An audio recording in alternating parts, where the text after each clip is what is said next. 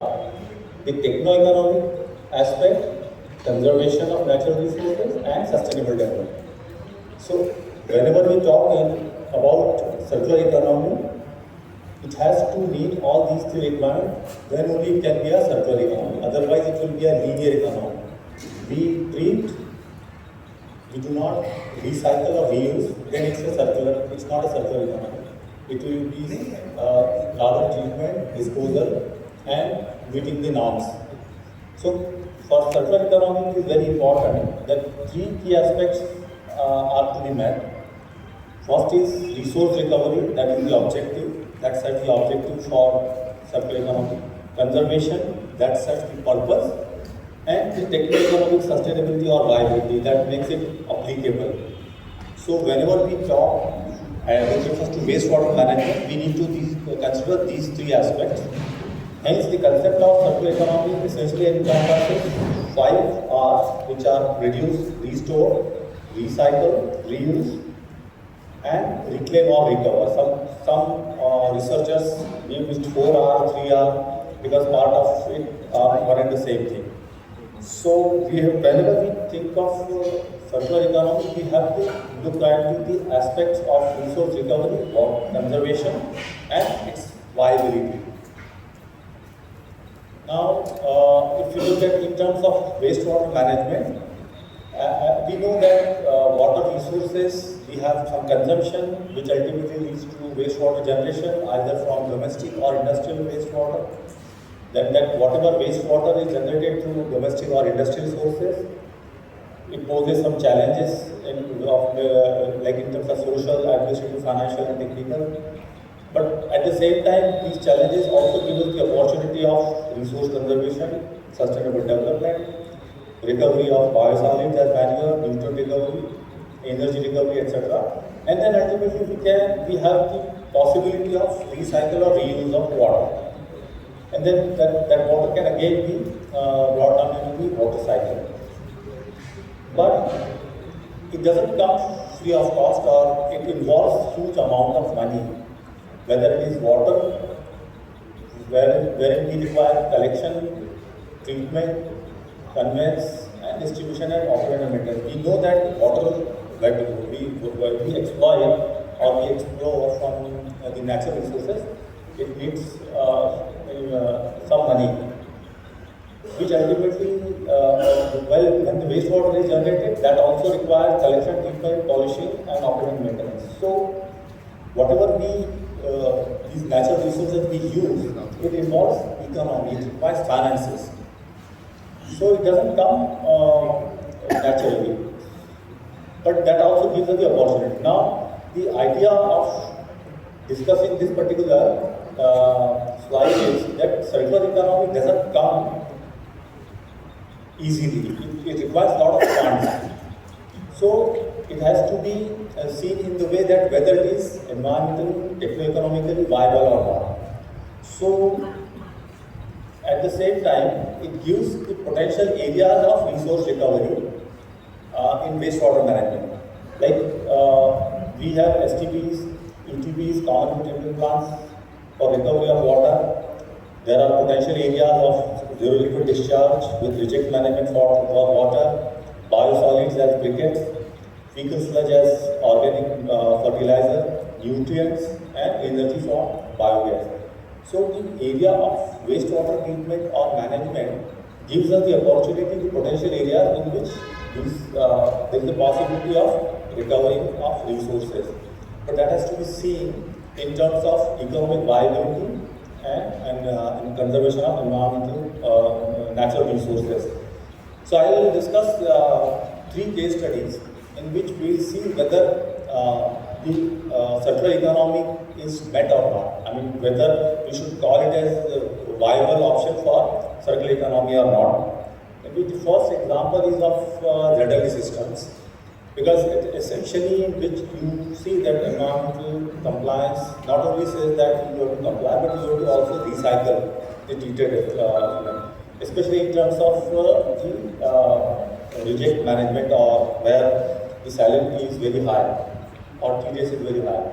So this particular case, just to give you some idea about ZLD system, why ZLD systems are installed, the primary objective is to prevent discharge of high TDS containing effluent into the environment. This is resource conservation. So the primary objective is not to recover water, but to conserve the environment. And another objective of ZLD system is to recover usable water for designated end use. Since we are not allowed to discharge high TDS wastewater into the environment, so we recover water. But these are some of the processes like physiochemical as treatment, then there are ultrafiltration, nanofiltration, reverse osmosis systems, and this actually lead to reject management generation. So for that there are also, we are not going into details of all these methods, but for the benefit of our young friends, like there are methods like MVR, waste heat evaporator, membrane distillation, ATFD, multiple effect evaporator, and crystallizer. This actually leads to recovery of water while conserving the environment. Now let us see a typical case of textile wastewater industry in which we have influent of around 1500 millicurie per day, that is the flow, and TDS is only 1500 milligram per liter. TDS is not very high, but the industry was asked to recycle or reuse the entire water. So in this case, you can see that it passed through 3 stages of RO, and the RO resulted in around 72 millicurie per day of reject, with TDS of around 23,000 milligram per liter of TDS. So at this stage, around 95% of water was recovered. Thereafter, this reject was also subjected to further recovery of water, because we are not allowed to discharge this high TDS into the environment. So what we do, we propose 3 systems like MVR, double effect evaporator, and ATFD, agitated therapy dryer. So after that, you would see here 99.8% of water is recovered.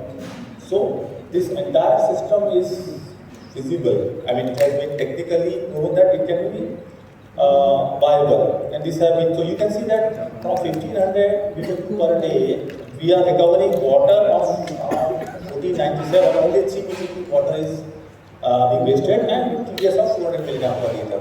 This looks quite lucrative and it's possible, but it comes with huge cost. It's not that easy.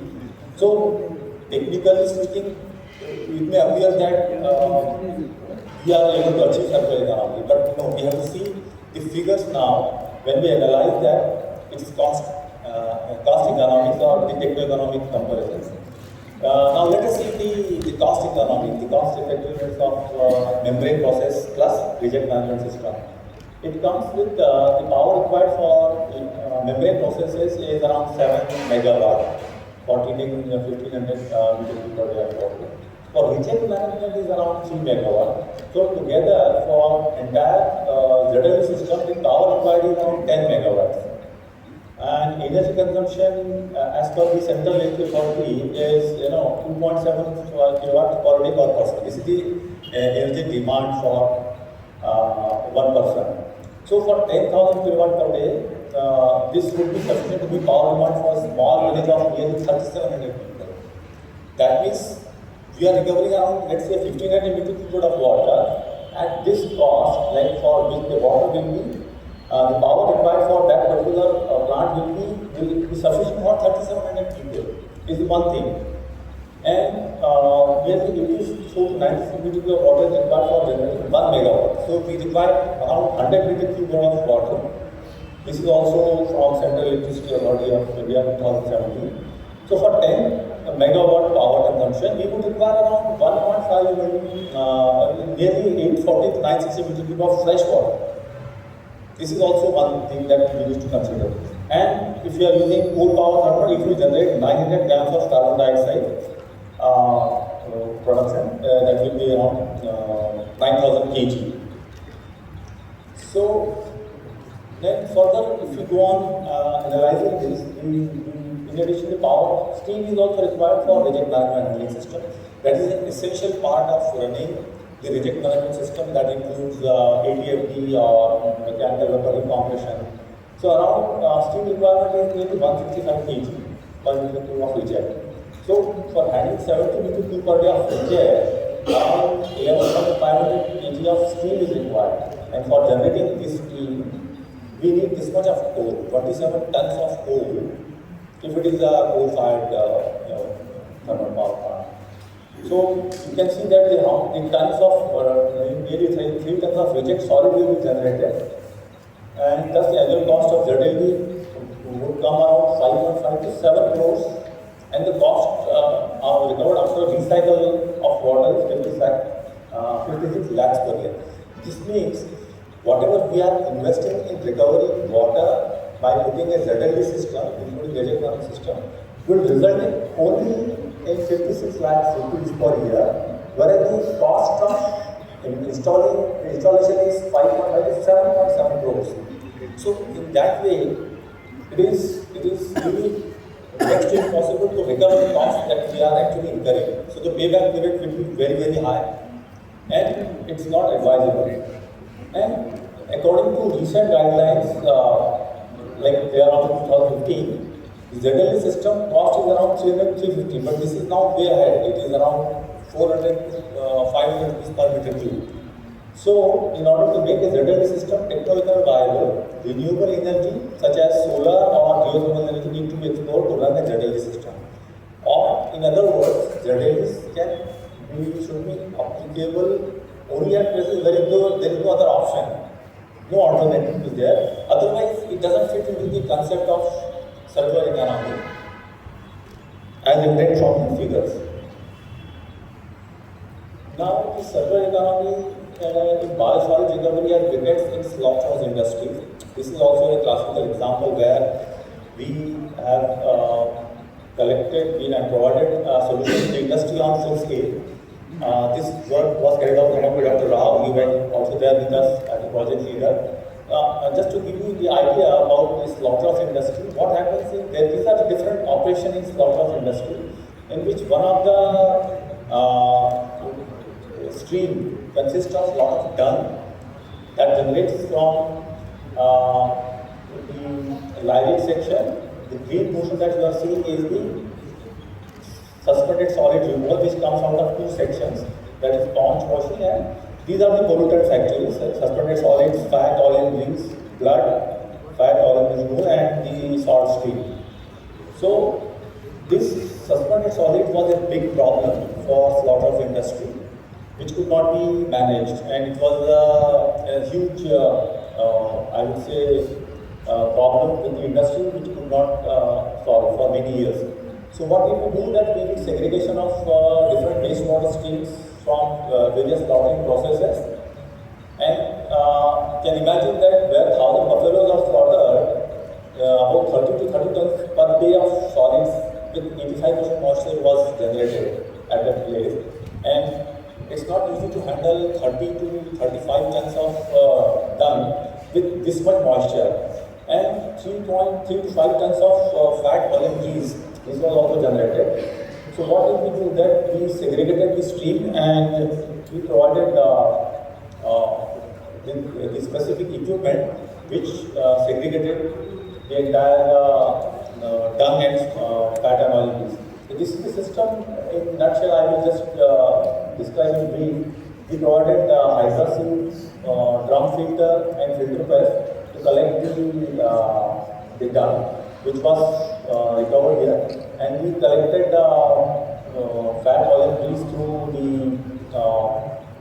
the skimming tank followed by dissolved flotation, and then this was mixed with the dung that was recovered, and then it was passed through a screw press filter to further reduce the moisture content, and then we received this dewater solids. These dewater solids were fed to rotary dryer, which gave dry solid of moisture 10%, and then this biomass briquetting were prepared. So this entire exercise actually resulted in starting from the lateral section, bond section, and other streams, fat-containing streams, directly resulted in the final products as briquettes. These are some of the pictures on full scale. This was implemented for about around 6 to 8 tons of these briquettes are produced daily in the industry now. So there you can see that this is the dung which was collected from hydrocele in the lyric section.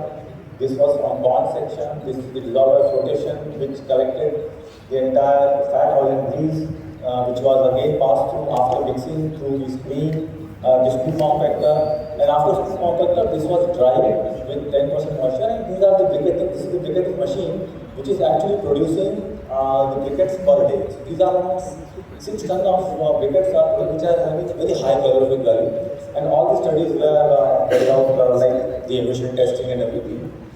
So this is the, now let's see the economics of this particular system that was entirely installed in the slaughter industry. We carried out huge, extensive studies about the operation that involved manpower cost, energy, overall O&M cost. The total expenditure was around, let's say, 10,766. It is in rupees per day. Then the briquette production was around 6 tons. The briquettes which were produced, same briquettes were used as fuel around 2.4 tons. So the net briquettes that we got were 3.6 tons.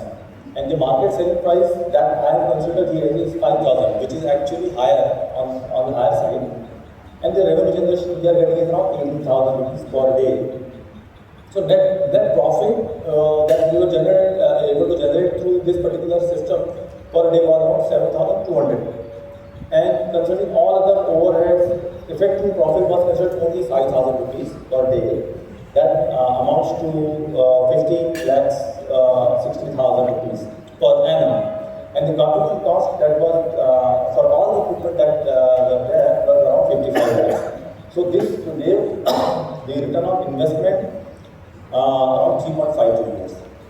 So whatever system that was implemented for recovery of biosolids in 3.52 years, the system has recovered the cost that was incurred. So this particular example sets that it is possible to have the circular economy concept because we are able to generate and recover the biosolids.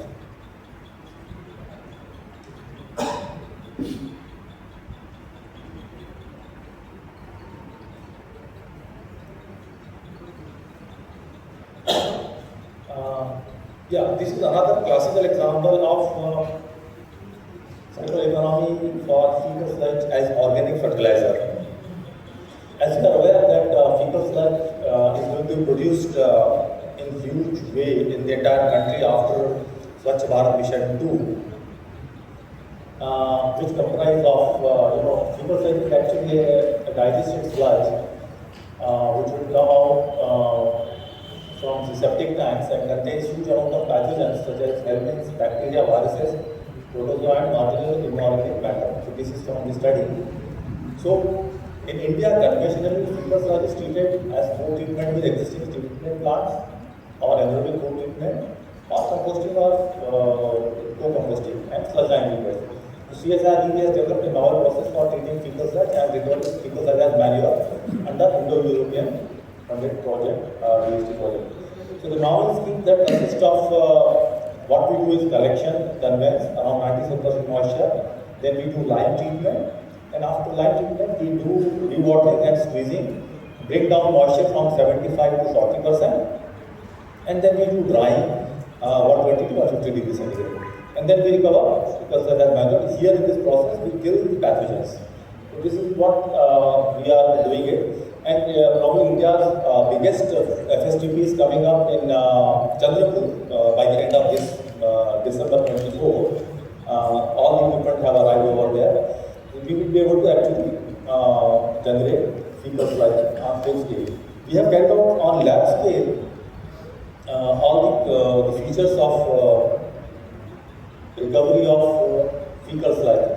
So what we are planning now to recover fecal sludge in the form of fertilizer, whether it complies with the norms now, and to study its economic viability for reusing as biofertilizer. So these are the norms of FCO, and these are the characteristics after treatment we have got, like you can see the moisture by around 15%, we are recovering. Particle size also we are recovering within the norms. Most importantly that we are not having any metal in the treated fecal sludge and it complies with the norm. So the procedure that we are adopting is, this is the stump in which we are treating with lime, and then thereafter we are passing it through drum screening filter followed by screw press, and then it is going to dryer, and thereafter after cleaning the pathogens we are recovering the fecal sludge which is complying these norms. So full scale, after doing the scale up of this particular system, we have also come out with the cost economics of full scale fecal sludge treatment systems. So it is going to be since it is in general good, we are not relying on any fuel based like wood or coal based dryer. We are providing LPG fire dryer, which would require 2 cylinders per day, costing around 1,300, and it will cost around 2,600 rupees. The manpower incurred is around 1,200 rupees per day. The power consumption is 320 rupees per day at this rate. The line and other pumps, the cost would be this. And total expenditure comes out to be operating this particular system will be around 4,150 rupees. And fecal sludge recovered 50% will be around 650 kg. We are treating 25 meter cube per day of fecal sludge per day. That will generate around 650 kg of treated fecal sludge. This will comply with the FCO norms. Dr. Hema is here, so she will probably require us to give the consent to operate because it is meeting with FCO norm. But rather, presently there are no norms with pollution control board, so we have to stick to the only FCO norms only. So revenue generation would be around 6,500, considering 10 rupees per kg cost of the fertilizer as per the market rates. And the net profit that we are generating would be after all this expenditure would be around 2,300. Now considering 26 days of operation, the annual recovery would be around 7,33,000, and the capital cost that we have incurred in implementing the system is 33 lakhs. So the return on investment in this particular case for FSTP plant is around 4.5 years. So in this case also, there is some possibility to recover the cost that we are incurring while conserving the environment. So the concept of circular economy is viable in case of FSTP as well. So all the 3 cases that we have seen, it appears that the fecal sludge as well as the briquettes management in wastewater treatment has some potential to meet the concept of circular economy. Whereas the ZLD system, it is still, we are quite away from saying that circular economy is viable unless there is a urgency or emergency to treat the wastewater to recover to remove the TDS. So, the concept of circular economy needs careful evaluation of factors such as techno-economic viability, environmental sustainability, resource conservation, and of course the 5 R's. As far as possible, recovery of water, nutrient, biomanure, energy, biosphere, or any other byproduct should be targeted while treating the wastewater to conserve natural resources. Thank you very much for your attention. If there are any questions, I'll be happy to answer.